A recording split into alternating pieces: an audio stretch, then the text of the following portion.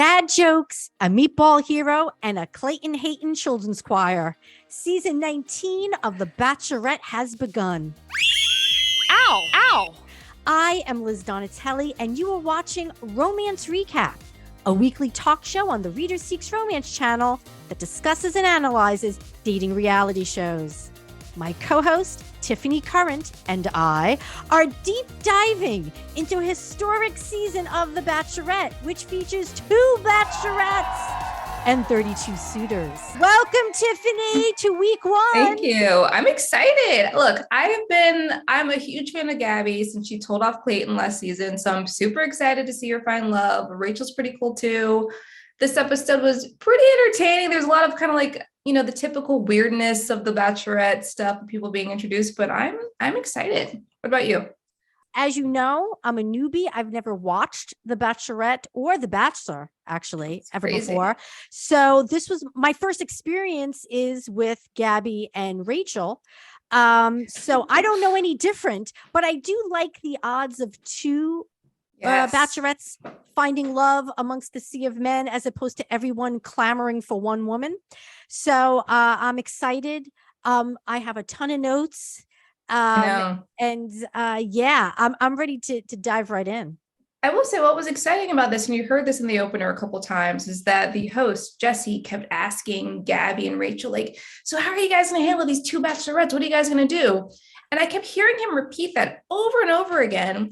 And I was like, these people have no idea how they're going to handle these 2 girls. Why are they asking them? Yeah. The show should know. And clearly it's like, they're kind of making it up as it goes along. So it keeps it kind of exciting, but it's just funny. It's like, so what are you guys going to do? How are you going to date? I'm like, there's no rules here. There's no rules. I'm glad you opened with that, because first of all, everyone keeps saying that. And my answer automatically was, well, it's not going to work. Like, how is it going to work? It's not. It's not going to work. It's going to be a mess. And I was wondering myself, I was like, he keeps saying, how's this going to work? Everyone's like, oh, this is unprecedented. And I'm like, are they just doing this to get us excited? Or do they really have no idea and are leaving it to these 2 women to figure out? And I'm like, it can't be, right? It can't be that they're just like, hey, go for it. Whatever happens, happens. I don't know. It seems like a mix. I mean, so far as we get into it, as we're being introduced, it seems like they're kind of figuring it out, but I think we're in for a lot of like shakeups this season. So it should be fun. I think it's going to be a lot of tears based on the previews of the season, and a lot of screaming. I kept writing in my notes, like, there's so much screaming. The girls are excited. They're excited. They bonded last season by being both broken up by Clayton. Yes. And so they're excited to be the Bachelorette. We get to see them kind of like the aftershock of Clayton, and then see them at home with their little puppy, Gabby with her puppy. And then Rachel, as you said before, I think she flies in on a helicopter. What was it, Liz? She flies in, I believe it was a prop plane. I believe I saw a propeller. So she flies in, but the way they taped the whole thing, it almost looked like fake. I mean, I know that she's a pilot, but it seemed kind of fake. It was funny because I feel like Gabby was driving down the highway and she sees a plane. She's like, that's her. And I'm like, it is? Out of all the planes, you recognized her from 1,000 feet away? Whatever. That's when I knew we were in for quite a ride. I was like, oh, this is going to be good. And just to backtrack a little, can you briefly sum up Rachel and their past trauma from season? Oh, so just very quickly about last season. They were both on the previous season of The Bachelor with Clayton, and it came down to, they were in the final 3 with, I believe, Susie. And more or less, Clayton broke up with them twice. Like the very first time he basically said he was in love with somebody else, and they broke it down into tears. And Gabby said, I'm done. I'm not accepting your rose. And he convinced her to stay. And then a couple of days later, he broke up with them again together, and saying that he wanted someone else. And that's why I'm like a huge Gabby fan, because she told him off, as she should. And she walked herself out instead of allowing him to walk her out. And it kind of left it from that point. And then we see them both being declared as the Bachelorettes for this season. They've made it pretty clear that they're looking for men who are decisive. They're looking for someone who's intentional. That word was bandied about quite frequently. Yes. They're looking, for the anti-Clayton.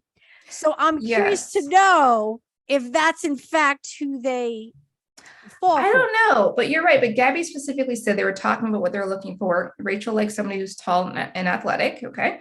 And Gabby wants a decision maker based upon what happened in previously.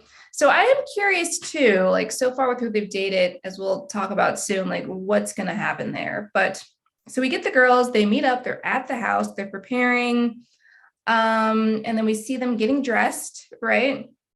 And then eventually they show up at the house in the limo. They come out. Can I just say that Rachel was rocking that slit? Did you see the slit in her dress? She was rocking that high slit. Yeah. All the way up her thigh. I was very impressed. It was a slit, and then there was some kind of like piece of material across it. Well, listen, the dresses were gorgeous. They looked gorgeous. Fantastic.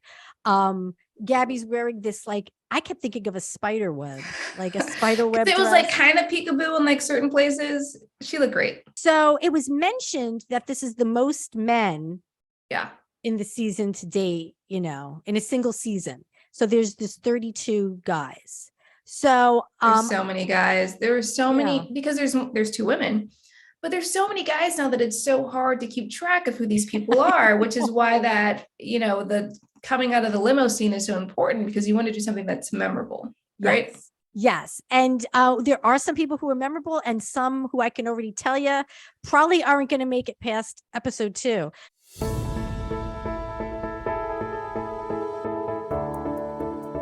Let's talk about first impressions. The guys drive up in the limo, and this is kind of like, how would they make their impression? And the very first guy that stepped out, I have to admit, I was slightly disappointed because he wasn't in a costume. He wasn't doing anything fancy, but the first guy was Zach. He came out, he was cute. And I think it just kind of came over and just kind of said his name and introduced himself. He was a very nice person, but he did not make an impression on me, I have to be honest. Well, first of all, it flashes on the screen. He's a tech exec. So I'm like, he's 25. I'm like, what does he really know about life? This is going to be interesting. He seemed respectable, but he does not look like someone who's going to stand out or take any chances. I agree. He was not memorable. I was surprised he was number 1. But after that, it kind of started to pick up steam and get a little bit more interesting with the Bachelors. It did. So the next dude that comes out is Jason. And he's, oh man, I wrote this down. He goes, I have something in common with Clayton. And this is the first time Clayton is referred to. And it's not the last. Okay, guys. He's talked about the entire episode. Yes. Unfortunately. And he's like, Jason goes, I'm in love with 3 women. And they're like, I'm in love with my mom, my sister, and my dog. And the 2 of them were like laughing, but I'm like, oh, they seemed a little like weirded out. I think they were weirded out, but I think Gabby did like the dog answer because she's a dog person. So she kind of responded to that. I thought that was weird too, because at first he said 3 people. I thought he was going to say the 2 of them plus a dog. But he didn't. He went the mom angle first. And I was like, oh, okay. But yeah, what else? His delivery was so slow that it's like all I heard was, I'm in love with my mom, my sister. And then I'm like, it's like, what? Like, that's a different show. After that, we got introduced to Avon. And I liked him because he promised to do right by them. And he seemed genuine, and he promised to do right by them. And he mentioned Gabby's grandfather and then Rachel's dad. And I thought that was sweet because he talked about family. And I think they're about family as well. So that was kind of a nice way to build a connection for me. And he is a sales exec, 28 years old. I agree that he really tried to get intimate quickly, but like in an organic way. It didn't seem too forced. Listen, he's in sales, right? So he knows how to immediately make a connection with someone. That's smart. Well, you got to use your talent to your ability. And that's what he was doing. So I liked it. I'd say another person that came out was Ethan. He was juggling apples. He's the one that was juggling apples. He says like, I know how to juggle women or something. And then he throws them an apple. And he says he's a catch. He's like, he's a catch, and he was doing the dad jokes because he did a dad jokes. Yeah. I liked it. I thought that was cute. Ethan, an ad exec from New York City. I think he was the only New York City suitor. There's this guy, Jordan. Yeah. He brought noise canceling headphones. Yes, I remember. He put, were they supposed to be noise canceling?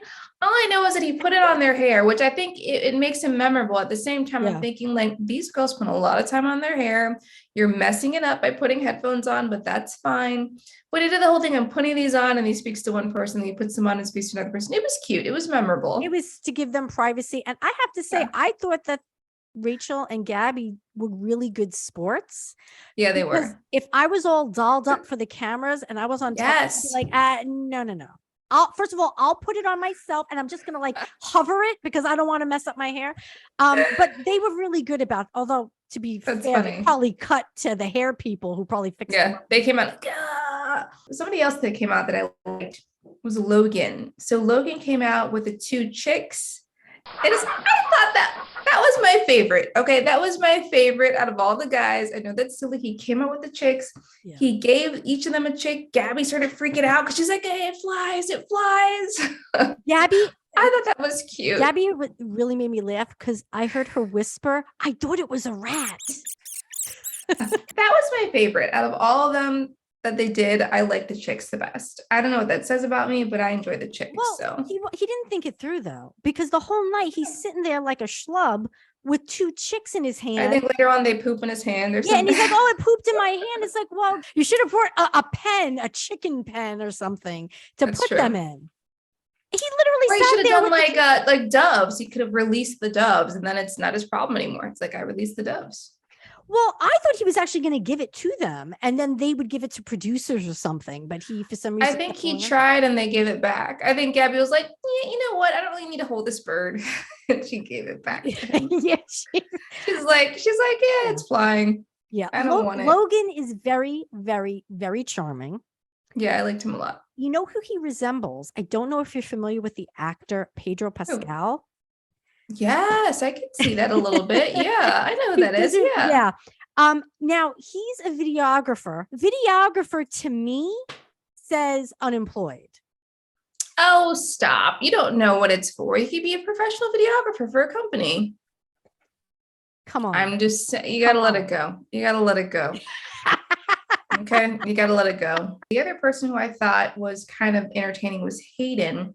Hayden came out and he made a joke about like, he promises to think with this head and not with that head. But bump. Hayden reminded me of Paul Rudd. I don't know. We'll have to do a side-by-side on that one. All right. Well, listen, Hayden, 29 years old. He's a leisure exec from Tampa, Florida. I don't know what that means, but a leisure exec. But the good thing is he's in Florida. She's in Florida. They're very close together. And later on, I believe they have a date. Right. And we'll get into that. And he does something special for Rachel. So I liked him. I liked him. Mario?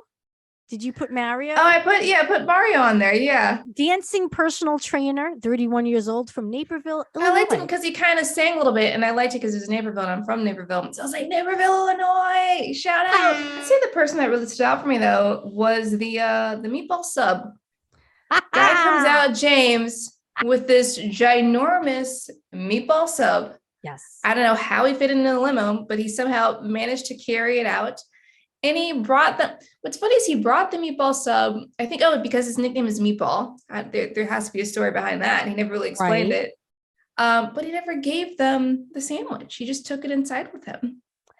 Well, I mean, what was he going to do? Start slicing up, pieces to give them and to eat? I was hoping to see a scene where all of them are chowing down. They're just eating meatball. Yeah. It was really bothering me that there was this huge, delicious looking sandwich that nobody was eating. Nobody ate it. I think had like a piece or something. I saw it and I thought that's probably a really good meatball sub. Somebody's going to eat that freaking sandwich. Oh, it looked delicious. Hey, you bring food, you're in my top 3. Absolutely. Yeah.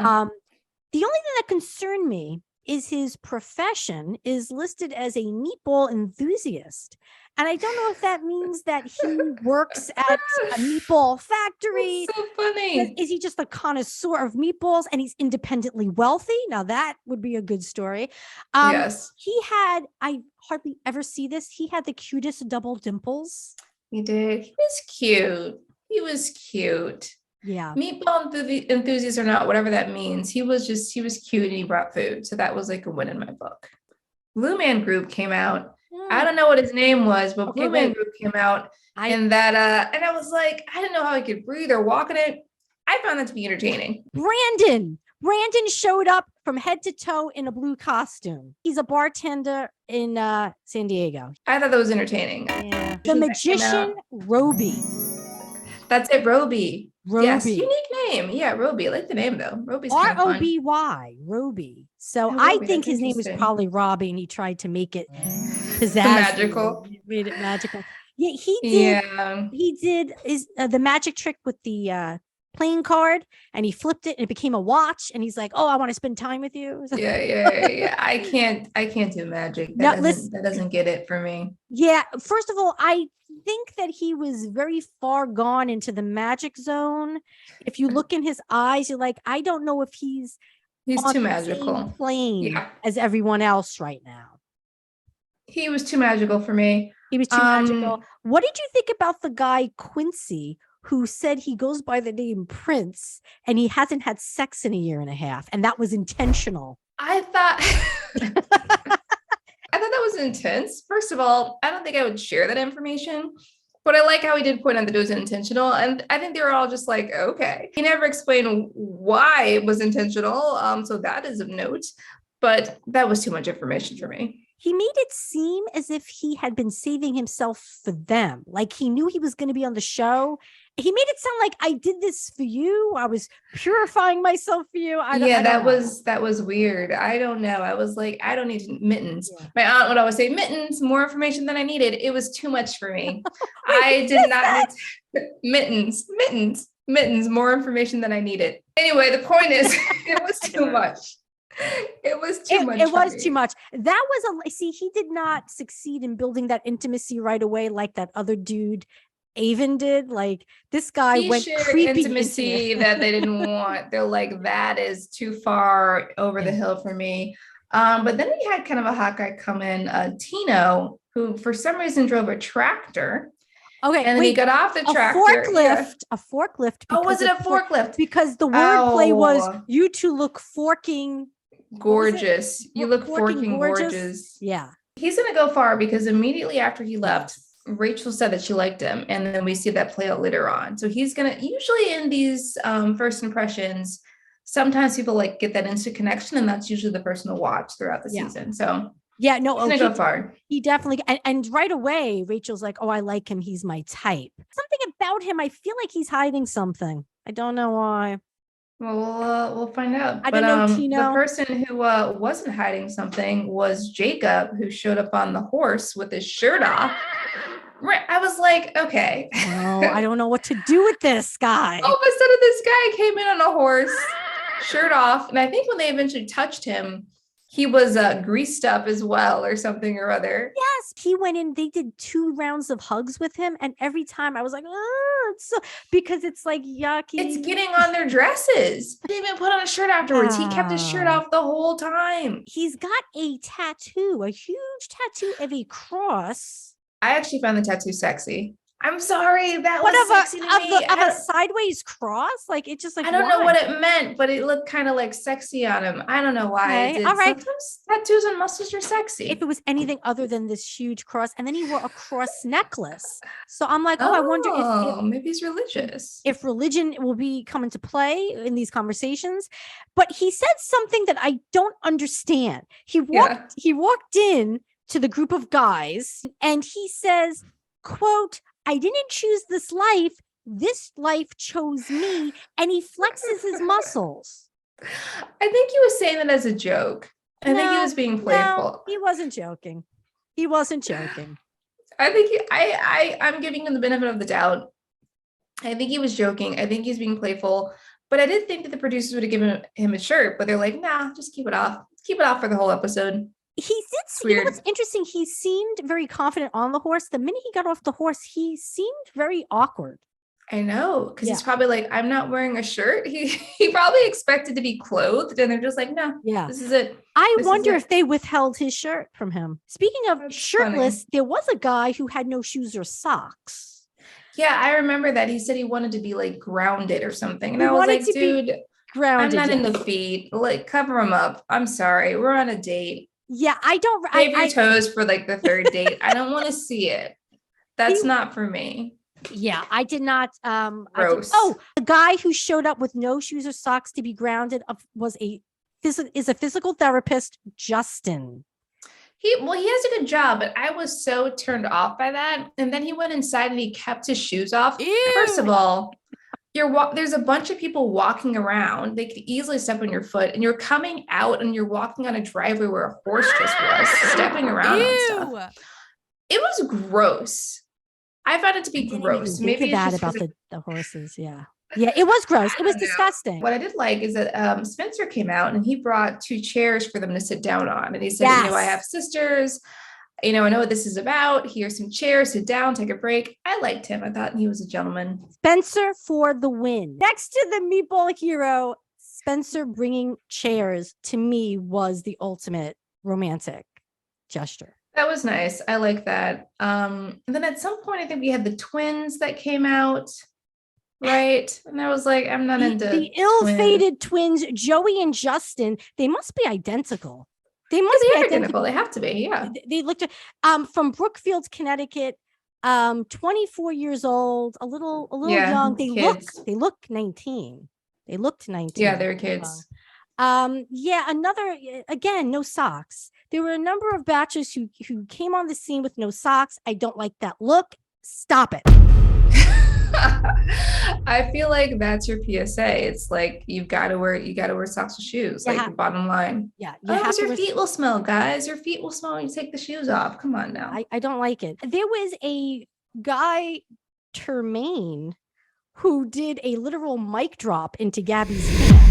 When I read that he was a crypto guy, that's what it said. I thought, I was so confused. I was like, oh, did he drop cryptos into her hand? Like, I don't even know what cryptos are, because it looked like he dropped something metal. And then she goes, and then there's just silence. She's like, a literal mic drop. And he's like, mm-hmm. And then he's like, and then, you know, when he did that, I thought it was like a rock. I thought he was dropping a rock into her hand. I was like, that doesn't make any sense to me. So let's get to the final. Like, one of the guys that made the final impression, I think, was Alec, and he's the one that came out. He had the singing choir. The singing choir doing a song about Clayton, etc. And it was a long song. It was too long. What would you say? It was like 2 minutes, 2-3 minutes? No, actually, it might have been more. I was like looking at my watch, like, all right, guys, I get the point. We all know that Clayton was a terrible person. This is a lot. What I like to say, he got out the limo and he was listening to it like it was his first time. It's like, oh, this is a good song. He's like, this is a good song. Yes. Yeah, you're right. Alec hired a quartet of young people to sing Clayton Sucks. And it was like, Clayton sucks. And then proceeds to relive the whole season 26 involving Rachel and Gabby in this song, and then saying about, introducing, I guess, a guy who's not gonna screw you over. And then Alec pops out wearing a bow tie. Interesting choice. And other than the song, which again keeps reminding them, I mean, even Abby and Rachel like spoke to the camera at one point. At some point they said, and they were enough about Clayton. Yeah, enough about Clayton. We don't want to keep being reminded. That was over the top, but he had nothing else to offer them. Nothing else to offer. So we got past the line of guys, and then finally the ladies start doing their dates. And the very first date, I think, is with the magician. And again, he does the card trick, and I'm like, get him out of here. And luckily later we see it happen. Then they talk to the 2 twins. And as the twins are talking, like, I get that twins have a connection, but Jesus freaking Christ, they have like this, they're the same jobs. They live in the same location. And it's like, are you double? I think they needed to find their own set of twins to date, because I'm like, this is not working for me. I don't know, they were boring. They were too in sync. They were like operating as one mind. Rachel and Gabby were just like, yeah, I'm not into this. And I knew right then and there, these guys are going to be kicked out. They weren't going to work. So then eventually they finally kind of separated, Gabby and Rachel. They had some individual one-on-one dates. Yes. And then Rachel went on a date with Hayden. And Hayden actually said, like, it was your birthday a couple weeks ago, and he takes out this birthday card that he wrote for her, and I thought that was very sweet. Was it an actual card that he purchased, or was it some kind of computer print? Like, I don't know. I feel like it was a homemade card in the computer, and then he hand wrote a message, about wishing you all these wonderful things and your birthday, and may it be abundant with happiness, joy, and me. But Rachel liked it. Rachel thought it was cute. Rachel loved it. And I have to say, Hayden, that was a good move. Good move, Hayden. Yeah. There's another date. I can't remember all the orders, but Rachel goes on the date with the race car driver, I think a Jordan. And he's like, I just happen to have my race car here. Just happen to have it at this house in the hills. And it was fun. It was actually a cute date. And he basically said, like, one day I can show you how to drive a car and you can show me how to drive a plane. And it was a nice connection, but it was like your car just happens to be there. Come on, producers. You're really pushing this guy. I feel like Jordan is all show. And I think he's using his very exciting career as a smokescreen, to block out, to hide the real Jordan. Okay, that's interesting. I didn't find him to be that, I don't know, something about him was off. I don't know. Yeah. I think the job is cool, but something about him didn't like. Yeah. I don't think he's here for love. For me. I don't think he's here for love. I think you're probably right. He's probably here for promotion, is my guess. He is not here for love, but he's not here for love. This is just a step for him towards being on Dancing with the Stars. Stop it. It's a stepping stone to another reality show. Yes. And then later on, Gabby does have a date. I forgot his name, but I know who from Boston. I know who he is. I don't like this guy. Okay. Well, whether or not you like the guy, I can't remember his name right now. He was from Boston. It's Ryan. His name is Ryan. I don't care for him. And I didn't like how he talked to her during the date. It was a little aggressive, but she was responding to her. He was like, zip it. He's like, zip it. It's like, what? But you know what? She said that she liked it because he was giving her so she was giving him. She said she liked it, but I don't think that's the best way to start out a relationship. Probably not the zip it factor. He's the one who showed up wearing the clown wig and nose and was like, hey, I might look like Clayton, but I'm not. Yeah. That was weird. Here's the thing. When you're going to do the whole clown thing, you either do it all the way or not at all, because just the wig and the nose is so creepy. I was like, why didn't he just wear a whole outfit? Because that's just psychotic. And so during this date with Gabby, Ryan is trying to teach her Boston lingo. He was trying to teach her. For some reason, there was a whiteboard there, which I guess they specifically brought in because he's like, I have this idea for a date. Yeah. I want to teach them how to speak in English, but with a Boston jargon. It's like, all right. You walked on the street. It's like, okay. First of all, she said, you write like a 5-year-old, which I thought was hilarious. She was brutal. But she was going in on him. She was also drunk. Let's face it. She was. Yeah, she was enjoying herself. She was having a good time. But he was like, come on, stop it. He's like, Gabby, zip. And I'm sorry, but I don't like him. And you do not like him. No, and he didn't wear socks. Wow. So I guess he's eliminated for the socks alone for that factor. But Gabby, it was working for Gabby. She liked the friction, and I understand she liked it. I understand that appeal of having that either enemies to lovers romance or that hostility, because where there's sparks, there's fire in the flames in the bedroom, But I just think this guy's just a toolbox. So I think you think he's a toolbox, but she liked him. She wanted a kiss. She did not get a kiss, but she went on a date with Mario. Mario. The two of them couldn't wait to get kissed. Gabby and Rachel just saying, oh, who's gonna kiss me? I was like, geez, I thought everyone was gonna, because no, they're dating. They want to kiss. They want to make out. They want to feel a connection, some sort of something happening between their legs. I don't know. I respect that. It just wasn't, I didn't know that's how it went. I thought it was a little bit. That's how it goes, my friend. Right. They wanted to kiss. They want a little bit of tongue action. Tell us about Mario. What did you think of that kiss? So the kiss was interesting. He did ask, right? He did ask for the kiss, which is always of note. Yes. In that way, it's polite. It was an interesting kiss. What did you think about the kiss? It looked like they were bobbing for apples. No. Yes, it's exactly. They kept looking like they were missing. It looked like they kept trying to connect. Where's your mouth? Is your mouth over here? I can't find you. It was just a lot of gaping mouths moving. It was a lot of misconnections, I guess, for the kiss, but I guess Gabby liked it because he pulled away, and I think she went back and she kissed him again. So I'm like, she kept going back in. She kept going back in. She's like, finally a kiss. I think she was just excited to get kissed. I think so too. I think that was her first kiss of the night. And then I think we eventually see that Rachel gets taken to the stairs. Yes, by Tino. The construction worker who arrived in a forklift. Yes. And I guess basically it was sweet. He wanted to, because of the previous season, there were situations on the stairs with her. He wanted to make the stairs a better place for her. So I think she appreciated that. And then eventually they also shared a kiss as well. I actually thought Tino, even though I think he might have something hidden, I really liked his kiss. He did the whole hand it was a on nice the kiss. face. It was a nice kiss.